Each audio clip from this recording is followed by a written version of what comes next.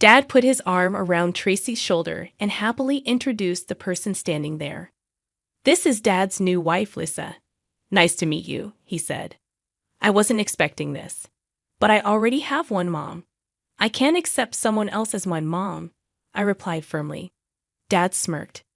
"So you're saying you'll leave because of Lisa? If you want to live with your new mom, then fine. I'll go pack my things," I said bluntly, surprising both Dad and Tracy. I started packing in my room. "Thank you for everything. From now on, we're strangers. I won't know what happens to you," I told them. A month later, Dad called desperately for Lisa's help. It made me wonder, do I still have a dad? I'm Lisa, a 15-year-old in middle school. I used to think I was the happiest kid, loved and cherished by my parents. But things changed when I was in 6th grade. "Are you Lisa?" a flashy woman asked me one day after school. I froze. Ever since I started school, I'd learned 5 important phrases: don't go, don't ride, shout, run away, and tell someone. They were for staying safe. "I'm a friend of your dad," the woman said with a big smile, her blonde hair styled up and wearing large sunglasses and bold clothes. But I knew better. Adults who say they're okay often aren't. I've seen it in dramas where kidnappers pretend to be friendly to lure children. "I know who you are, Tracy," I said, trying to stay calm. Tracy rummaged through her flashy bag and pulled out a heavily decorated smartphone with long, adorned nails. She showed me a photo on the screen. Me with my parents at a church during my first communion. It was the same picture I used as wallpaper on my phone. I was shocked. "How do you have this?" "It's not strange at all. Your dad gave it to me," she laughed, putting the phone away. "My name is Tracy. Can you tell Mom to give me Dad quickly?" she said abruptly, then left. In 6th grade, I vaguely understood what she meant, but I didn't know what to do. When I got home, I couldn't say anything to my mom, who welcomed me back. From then on, I lived as usual on the outside, but inside I carried a heavy burden. Dad was the same, kind, family-oriented, and aspiring to be an actor. But there was always that heavy feeling in my heart. I graduated from elementary school and became a middle school student. My parents acted like everything was normal, attending admissions guidance and taking photos with me in front of the school gate. To anyone looking, we were just a normal, happy family. I was lost in my thoughts when Dad's voice snapped me back to reality. He thanked the person who took our photo and showed us the screen. I wondered if Dad would also give this photo to Tracy. "What's wrong?" Mom asked, noticing my worried expression. I glanced at Mom, then at Dad, determined not to let her know.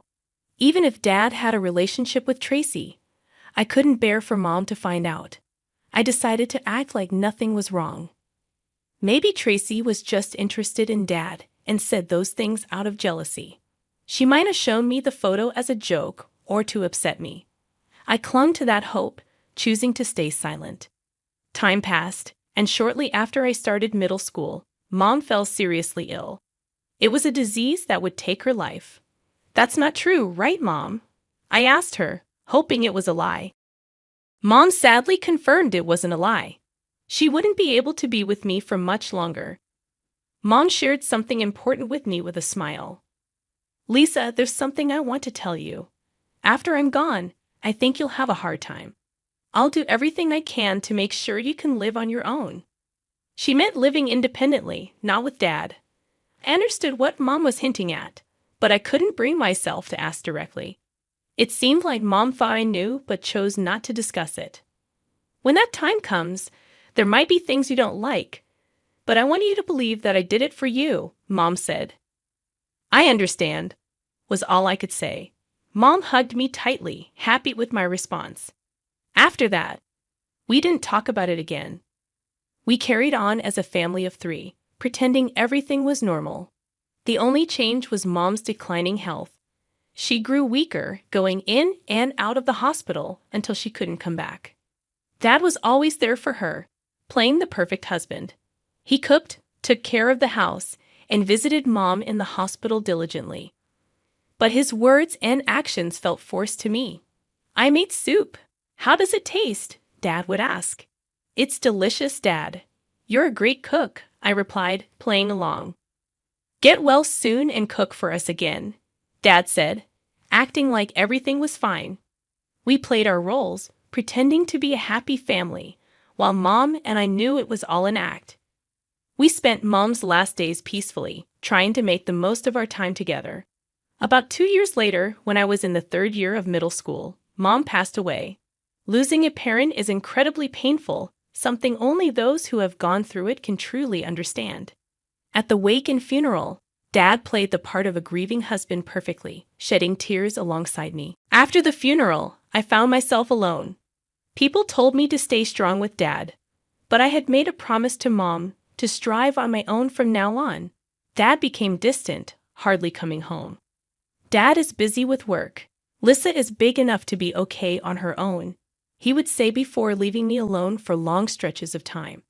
I had expected some consideration from him after Mom's passing, but it never came. I wanted someone to be there for me, but I had to accept the loneliness. At 15, you're both an adult and a child, and I was learning to cope with the loneliness. Then, a month after Mom's memorial service, something happened. It was a Saturday, and I was home alone since it was a school holiday. I heard noise outside, Dad directing people loudly. "First, get rid of all the unnecessary stuff. Clean up before moving these items," he instructed. Confused, I asked, "What's going on? What are you doing with Mom's stuff?" To my surprise, people started taking out Mom's belongings from the house. "No, don't take that away," I protested, standing in the doorway. The movers seemed troubled but continued their work. I knew they were just doing their job, but I couldn't understand why Dad had asked them to remove Mom's things. "Why are you taking Mom's stuff away? Mom's not here anymore, but no one else will use those things," I pleaded. "I'm having them taken away because no one will use those tools," Dad replied. I blocked the entrance, determined to stop them from taking anything away. "No, what are you planning to do by taking them away?" I asked Dad as he supervised the movers. "We'll sell what we can and dispose of the rest," Dad replied, seeming to enjoy the situation. "Don't take them away. Those are Mom's bridal trousseau," I protested. My mom's parents were wealthy, so the items they prepared for her wedding were valuable. The movers looked troubled by my words. "This trousseau was made by my grandma when Mom was young, for her marriage. They're very important." Someone behind me explained, "Wow, that's amazing stuff." It was Tracy. She pushed past me to examine Mom's things. "I don't know much about it, but is this what they call antique? I'll use it." "Put it back! Please put it back," I pleaded. But the movers didn't stop until Tracy intervened. "Put it back," she said firmly. Dad then put his arm around Tracy's shoulder and happily introduced her. "This person is Dad's new wife, meaning your new mom, Lisa? Nice to meet you."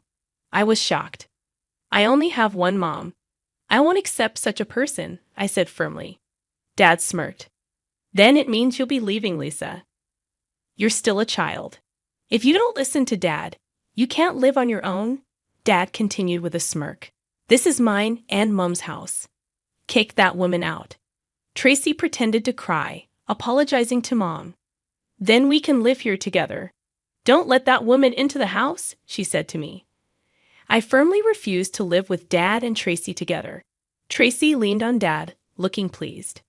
"Well, if you hate it that much, Lisa will have to leave," Dad said, astonishing me. "Live with your new mom." "If you hate it, leave," I replied casually. Dad and Tracy looked surprised by my response. "Then I'll get ready to leave. You two do as you please," I said, ignoring their stunned expressions, and went back to my room to pack. There wasn't much left in my room since most of my belongings had already been moved elsewhere. Dad never came into my room, so he probably didn't notice. I quickly gathered my school supplies and essentials. "Thank you for everything. From now on, we are strangers. I won't know anything about what happens to you," I said to Dad and Tracy, then walked out of the house.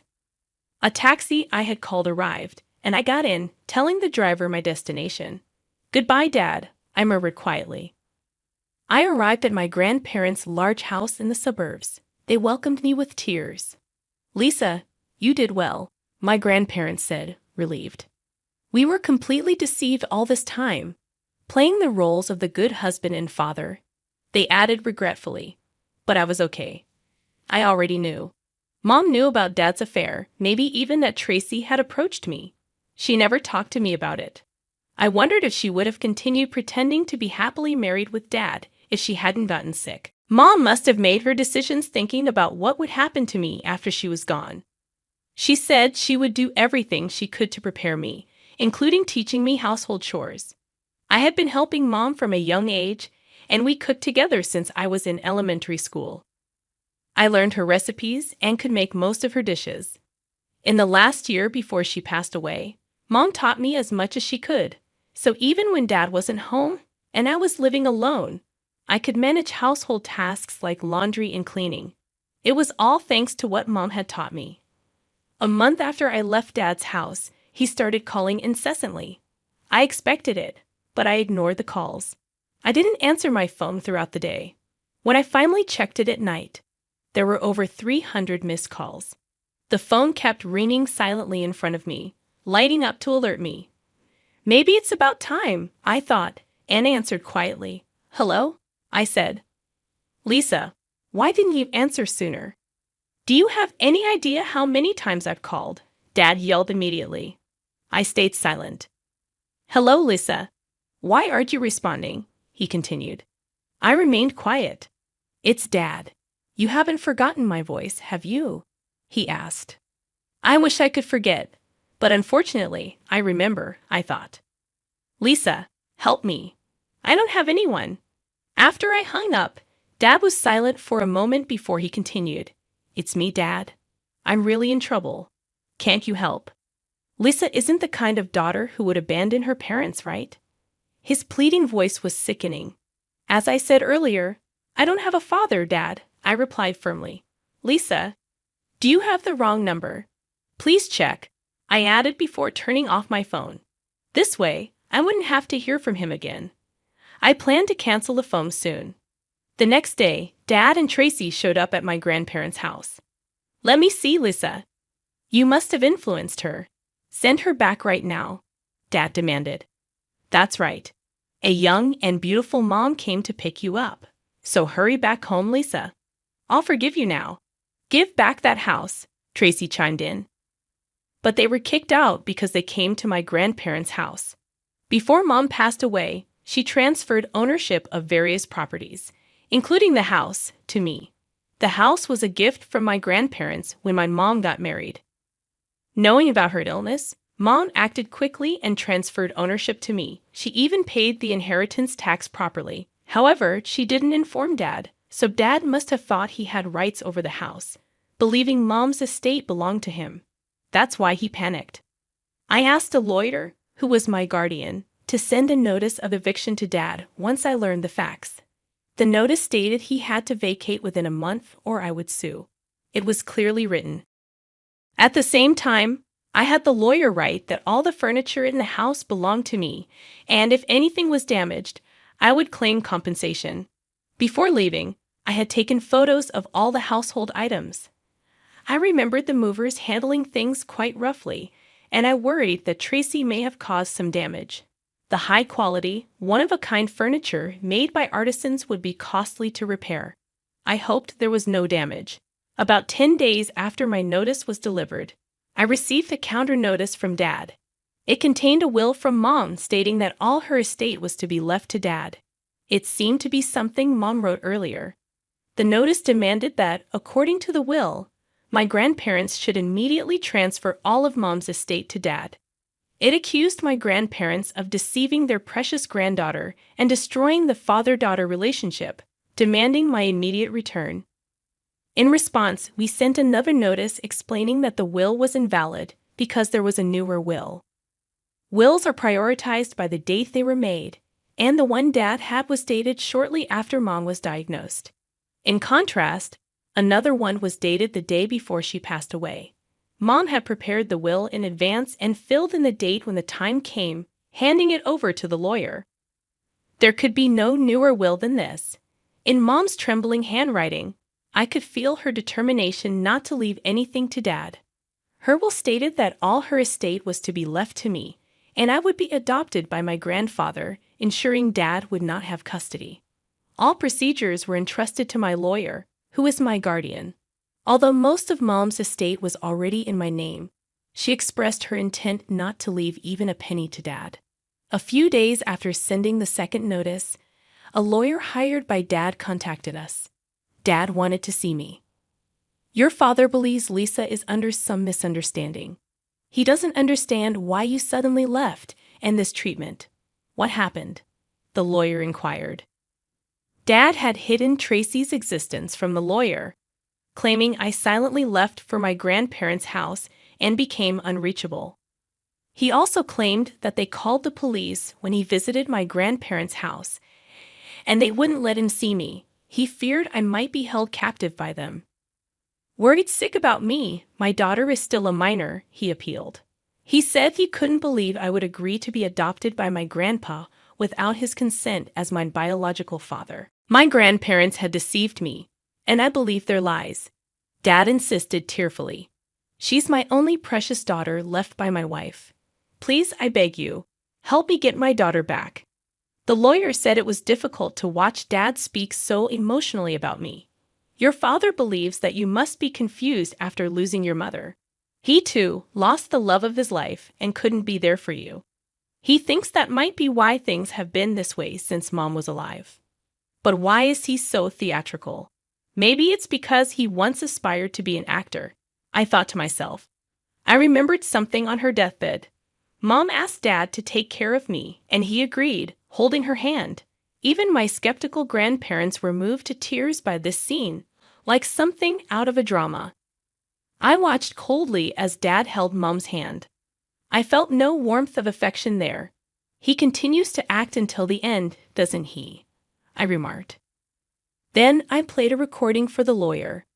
It was from the day the movers came to the house and when they came to my grandparents' house.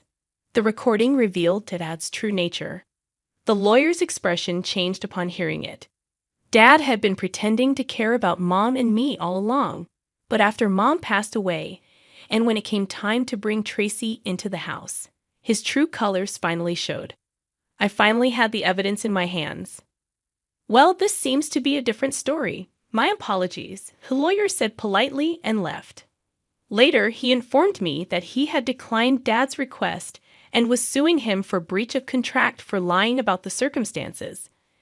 After all of this, no one will be willing to represent your father. Indeed, if he told the truth, no one would take his side. But why did Dad continue this act, and why did Mom accept it? There was a reason. Dad was Mom's first love. When she was a middle school student, the same age as I am now, she went to see a play and became a fan of Dad. At the time, Dad belonged to a small theater group and was aspiring to be an actor. Mom started supporting him, and they began dating. My grandparents were against the relationship because Dad was 8 years older and an unsuccessful actor. But shortly after Mom graduated from college and became pregnant with me, they reluctantly allowed the marriage under the condition that they take Mom's surname. Mom was the only daughter of a big company's president. Dad quit acting after getting married and joined a subsidiary of my grandpa's company. Since then, my grandpa had always been watching Dad. We never really trusted him, always feeling that something was off about him. But seeing him at the hospital, I thought he truly loved Mom and me. Dad may not have succeeded as an actor, but he was very good at deceiving us. I, too, would have continued to believe he was a wonderful dad if I hadn't met Tracy. He's really good at acting. But then, how did Mom realize? As I wondered, my grandma showed me a letter from Mom. It was a letter entrusted to the lawyer to be given to my grandparents after her death. Mom had grown suspicious of Dad after they got married. Despite previously adoring him, she started to feel his behavior was fake after she was conceived. Perhaps it was Mom's intuition. When she started investigating because of her suspicions, she discovered Dad had several women. He had many fans who supported him financially because of his good looks. Even so, Mom tried to believe that she was chosen among many, but she eventually learned what people around her were saying. I bagged the president's daughter. I'm going to be the president myself eventually. I don't love her, but she's wealthy, so I'll take care of her. Dad had always seen Mom as a cash cow. Even when she was just a fan, she was shocked to discover this. But she hoped that once the baby was born, they could be happy as a family. After I was born, Dad became a perfect father on the surface, and everyone was deceived. But Mom continued to struggle with wanting to believe in him and not being able to. She kept investigating him regularly. Then Tracy came into the picture. Tracy was a worker at a nightclub Dad frequented. She believed Dad was the heir to a large company and became his mistress, thinking she could replace Mom if Mom stepped aside. But in reality, Dad was just Mom's husband, not my grandpa's son. Tracy didn't know that and came to me with such intentions. Dad and Tracy eventually gave up and left the house. Even if the affair came to light, Mom, who could have filed for divorce, was no longer there. They had nothing more to lose or pay, and they seemed resigned to their fate. But I could sue them. I made sure they knew that. The day Tracy met me, a little girl, she had tried to pressure Mom into leaving by revealing her presence, an act that could be described as maliciously obstructing custody. Simply put, it's possible to claim damages against a mistress who tries to take a parent away from a small child. Tracy denied doing such a thing, but a detective I had hired happened to capture the incident on video.